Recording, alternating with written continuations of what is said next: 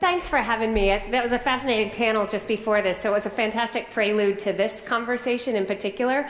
And what I'm going to try to do for you today is explain to you how we're thinking about cognitive computing at IBM Watson, some of the things we're doing to apply it in the real world, how we're opening it up to innovators and entrepreneurs, which is part of the reason we've got a big presence here in the UK and throughout the rest of the world. So my goal today is just to show you a little bit of really practical application of the technology, the ecosystem that we're building, and ultimately give you a few examples of what we're doing. So I wanted to start here because I think it's an interesting precursor to where IBM ultimately kind of got to this place. It's a bit of a daunting task because we've been studying machine learning and artificial intelligence for about 3 decades. We spend roughly $6 billion a year on research and development at IBM, and a big portion of this over the last probably 12 to 15 years has been focused on cognitive technology. So I'm representing those 20,000 researchers that spend every waking moment thinking about this. I'm simply a voice of it, which I'm proud to be that, but it's a lot of really fascinating work that's gone on. And so we have a 100-year history. I think we're 104 years old now as a company. And Thomas Watson, the namesake of the Watson technology, said this early on, that our machines should be nothing more than tools for extending the powers of human beings. And that's how we think about Watson, side by side, working in tandem with those of us that are skilled professionals and knowledge workers. That's how you see it put to work with oncologists at some of the big cancer research firms, with some of the bankers and how they have to deal with volumes of information that's moving at the speed of light. So let me just take 1 second and explain when we say cognitive computing what we mean. I mentioned briefly, it's this kind of sweet spot combination of artificial intelligence, natural language processing, and machine learning all brought together.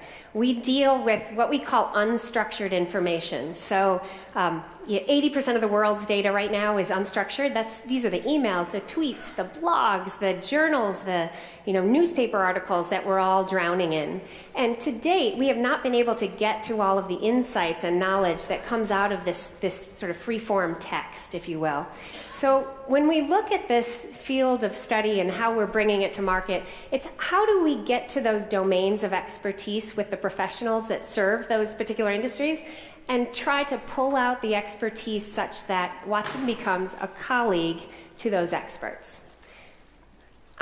I wanted to show you this. I found it fascinating. We had a big event in Brooklyn, New York a few weeks ago, and it was called The World of Watson, and it was just our way to kind of bring alive a lot of the, the new areas of study and some of the demonstrations of technology. And this was a mural that was painted real time at the event over the course of 2 days. He's a famous artist out in New York called Stephen Holding. But what's interesting is he was actually working with Watson as his colleague while he painted this. What they did was, it's called a color app, and so it applied artificial intelligence to all of the images that are associated, in this case, with Watson. It looked through hundreds of thousands of images, and it looked at the emotion that those images invoke on particular segments or sub-segments of the population. So what kind of inspiration could the color lead to when you're trying to kind of draw a specific emotion out of that crowd? And in this case, we were trying to bring out innovation and growth based on the population of executives and business leaders that were there. So over the course of the 2 days, he was guided by Watson's hand in terms of the colors that he used to paint this mural. I think, just to bring it back to the real world, many of you are publishers or have magazines. You can see how this might be applied as you release your new summer collection and you want a feeling of warmth and openness and discovery.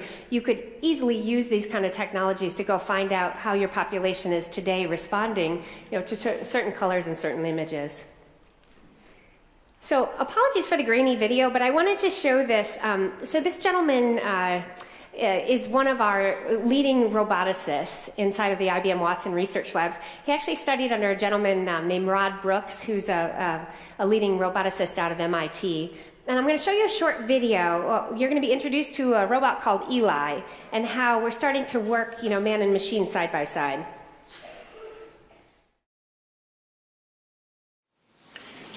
Eli, grab it.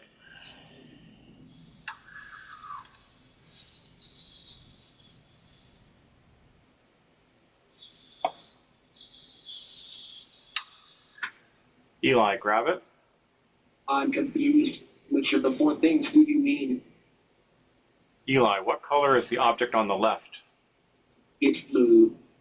Eli, grab it.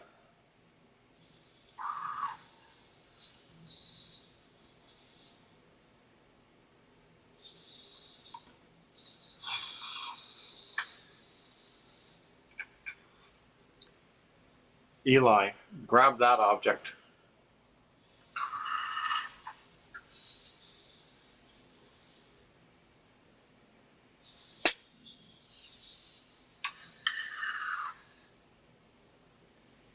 Eli, grab the white thing.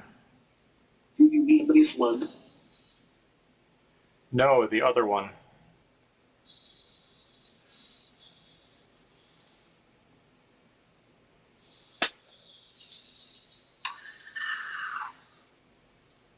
Eli, grab the green thing. Sorry, that's too big for me. Eli, what is the object on the left? I don't know. Eli, that object is aspirin. Okay. This is aspirin. Eli, this object is Advil. Okay. That is Advil. Eli, how many Advil do you see? I see two. Eli, poke the thing in the middle. I don't know how to poke something. Eli, point at it. Eli, extend your hand. Eli, retract your hand. Eli, that is how you poke something. Okay. Now I know how to poke something. Eli, poke the red object. So there you go. This is, I know we had an earlier discussion about kind of, what could potentially happen with these technologies, but there are real-world applications. We did an interesting joint venture with SoftBank out of Japan recently, and they have a robot called Pepper. And so they're putting Pepper to work in the banks, in the schools, in the hospitals. They have a real shortage of folks that can work in some of these locations. And so Pepper will have Watson inside and essentially be able to interact with customers and patients and students accordingly. So you'll start to see some real-world application. I wanted to talk about this, and it may seem frivolous, but it's an example that's important for all of us. We actually taught Watson the chemistry and science behind cooking. So while most of us may just enjoy the dish, the look of the dish, the style, the cuisine, there's actually a deep chemistry behind it, which is how combinations of food taste good together and why. There's a science underlying called the hedonic psychophysics. So what gives us pleasure at the molecular level? We taught Watson all of these things, and then we fed it about 9,000 recipes. So we worked with, it's called the Institute for Culinary Education out of New York City and Bon Appetit magazine. And we taught Watson as much as we could about the most common ways that a chef would combine certain ingredients for traditional dishes. But then importantly, we used kind of an additional set of algorithms to say, teach it surprise, pleasantness, and synergy. So Watson surprised us with some dishes that we wouldn't normally put together ourselves. It was quite interesting, and Hannah, my apologies because I'm not able to bring this up live. I'm going to show you just two quick screenshots, but I would ask you if you have time to go see, our folks are demoing this in the foyer, and you can play with it yourself. If you have interesting things in your refrigerator that you're sort of bored with, that you might want to go try to spice it up at home, then this is a way to do that. What you'll see when you get into the Bon Appetit application, though, is the first question. So I pre-populated this. It says, what do you want to cook with? What's your main ingredient? And in this case, I put sausage. And then the question underneath that is, what do you want to exclude from the dish? So I excluded celery seeds since I don't like the taste of this.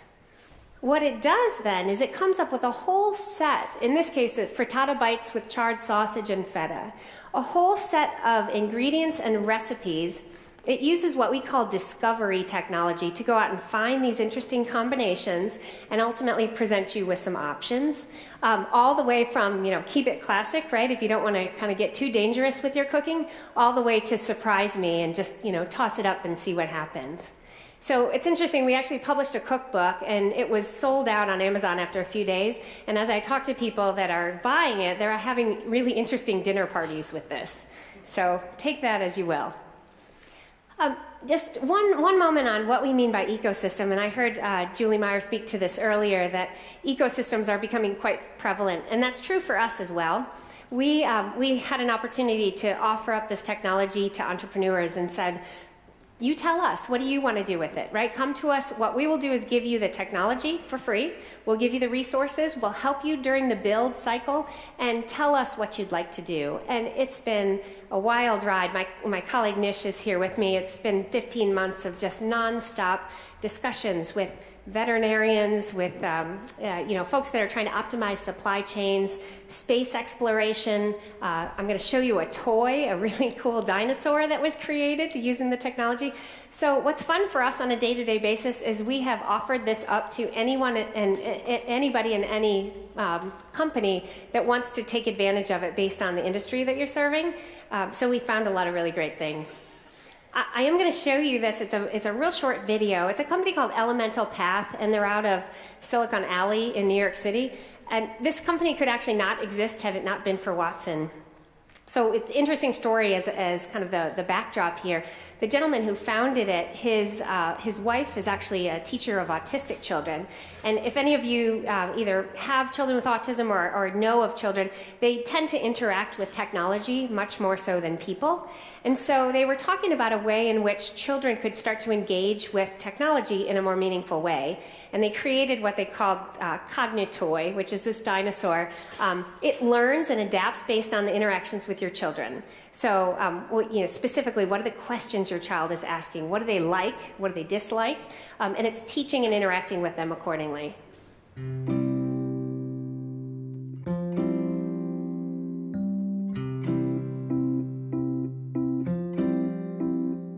Hi, my name is Lily.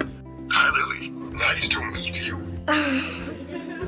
How far is the moon? The moon is about 250,000 miles That's from a Earth's lot. average. What is 2 plus 2? 4. Awesome job, Grayson. What is the speed of light? The speed of light is 186,000 miles per second. Can you count to 6?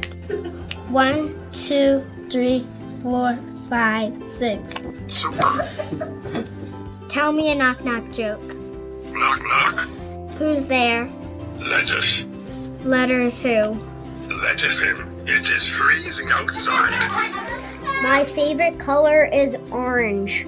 Okay, I'll try to remember. Your favorite color is orange. See you later, alligator. In a wild crocodile. Tell me a story. How about we make a story together? So it's just a fun example, I think. We talk about really interesting ways the technology is being put to good use, transforming industries, solving some of the biggest, most pervasive problems in the world, like cancer. But it's also being put to work in fun ways as well. Here's another good example, something that I had never thought of until this company came forward out of Canada called LifeLearn. So if you think about the life of a veterinarian, it's no different, and in fact sometimes more complicated than our physicians. There are so many different types of species that are coming into your office. They're flying in, they're crawling in, they're slithering in, and they can't talk to you. They can't tell you what's wrong with them. So what they've done is they've actually sort of harnessed all of the medical journals, veterinary journals associated with veterinary medicine, as well as sort of taught the system based on they've got about 5,000 veterinarians that they work with today who are teaching Watson when it gets it right and when it gets it wrong. And this technology will be then available, at the fingertips of these veterinarians as they do their work day to day. So again, just a very different way to look at using this. So that's the future we see. That this is here with us today. I did briefly want to mention to you.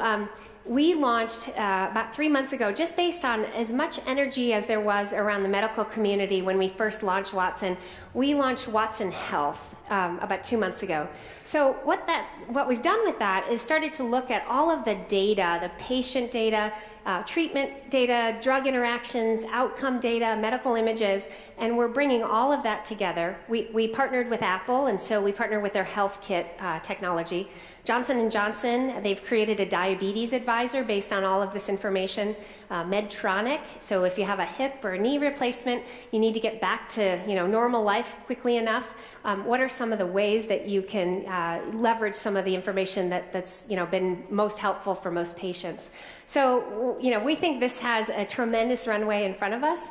We know there'll be more opportunities for other innovators to start to build on top of this as well, which is really where I want to leave you, today. I think the century now is for us to be able to leverage the technology. We have fortunately been able to offer this up to entrepreneurs or businesses, anybody that wants to make use of it. So please, if you'd like to talk further about a business that you have or are thinking about, we're happy to help. And I appreciate you spending some time with us today. Thanks.